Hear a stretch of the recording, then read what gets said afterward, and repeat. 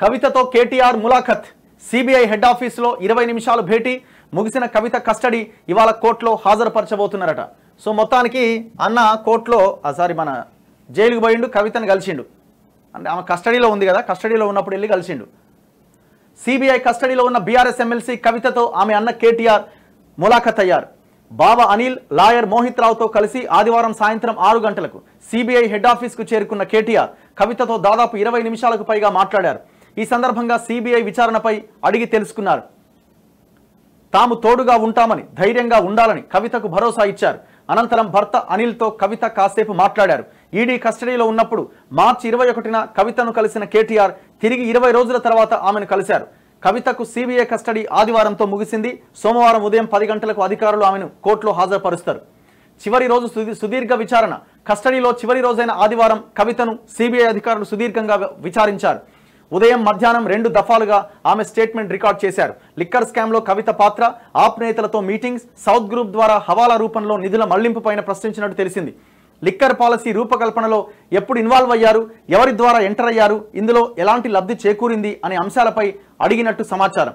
అభిషేక్ బోయిన్పల్లి, అరుణ్ రామచంద్ర పిల్లై, శరత్ చంద్రారెడ్డి, బుచ్చిబాబు ఇచ్చిన వాంగ్మూలాలను కవితకు చూపించి అధికారులు విచారించారు. కవితను కలవాలని కేజ్రీవాల్ చెప్పారు.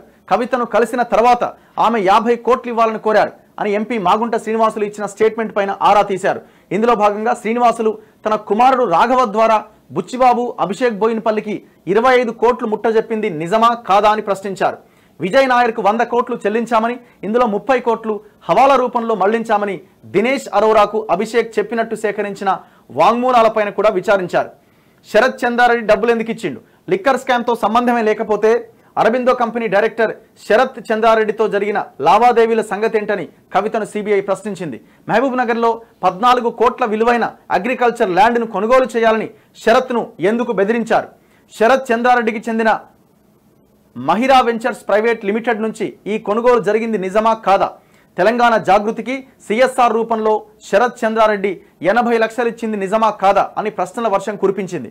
వీటన్నిటికీ సంబంధించిన ఆధారాలను ముందు పెట్టి విచారించింది. బుచ్చిబాబు మొబైల్ ఫోన్లలో దొరికిన డేటా, అభిషేక్ బోయిన్పల్లితో పాటు ఢిల్లీలోని తన పిఏ కౌశిక్ ఇచ్చిన వాంగ్మూలాల ఆధారంగా కవితను ప్రశ్నించినట్టుగా తెలిసింది. యాక్చువల్గా ఏంటంటే గతంలో వీళ్ళ దగ్గర ఉన్న అంత డేటాని కవిత ముందు పెట్టిరు. ఈమె క్వీన్ పిన్ కదా, ఆమె ముందు పెట్టి ఇగో అమ్మ నువ్వు ఈడ ట్రాన్సాక్షన్ నీకు వచ్చింది, పైసలు ఇవి ఎట్లొచ్చినాయి, ఆయన నీకు పంపించిండు, నువ్వు ఆయనకు పంపించినావు, ఆయన అటుపోయినాయి, ఈ హవాలా రూపంలో ఇట్లా పోయినాయి, ఈడ భూములు కొనే ప్రయత్నం చేయాలని బెదిరించినావు, ఇవన్నీ ఎట్లా అని క్వశ్చన్స్ అడిగిరట.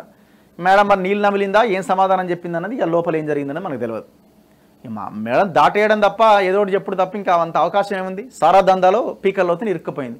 ఇక వాళ్ళ అన్నబోయి కలిసిండు, ఏం కాదు నీకు బెయిల్ వస్తుంది, ఏం కాదని చెప్పిండట. బెయిల్ రాకపోతే అట్లనే ఉంటుందా? అట్లా ఉండదు కదా, బెయిల్ వస్తుంది ఖచ్చితంగా. ఎప్పుడు వస్తుంది అన్నది చూడాలి. ఇప్పుడు ఆ మనీష్ సిసోడియా లాంటి వాళ్ళకి ఇంతవరకు 1.5 year అవుతుంది బెయిల్ రాలే.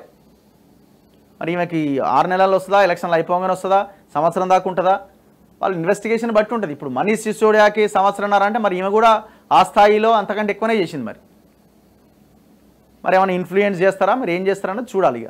ఎందుకంటే ఏదైనా చేయడానికి రెడీ అవుతారు, ఇక కాలు మొక్తారు, ఏది చేయడానికంటే రెడీ అవుతారు. చివరికి అంతా తీసుకోరు, మా దాంట్లో సగం ఏదో ఒకటి చేయరు అన్న కూడా అంటారు.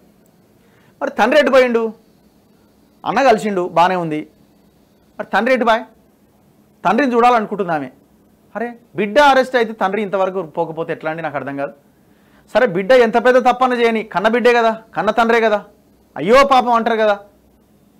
నువ్వేమో బయట ఆ స్పీచ్లు దంచుతుంటివి, బిడ్డ అరెస్ట్ అయితే మాట్లాడకపోతే ఎట్లా? జనం ఎట్లా తీసుకోవాలి దీన్ని? మళ్ళీ అవినీతి మీద మాట్లాడుతున్నావు, ప్రజాస్వామ్యం మీద మాట్లాడుతున్నావు, నేను ఉంటే ఎట్లనో ఉంటుండే అంటున్నావు, ఆగమాగమైంది రాష్ట్రం అంటున్నావు. మరి నీ బిడ్డ చేసిన ఆగం గురించి మాత్రం మాట్లాడవు. నిన్న ఆగం చేసిపోయిందిగా.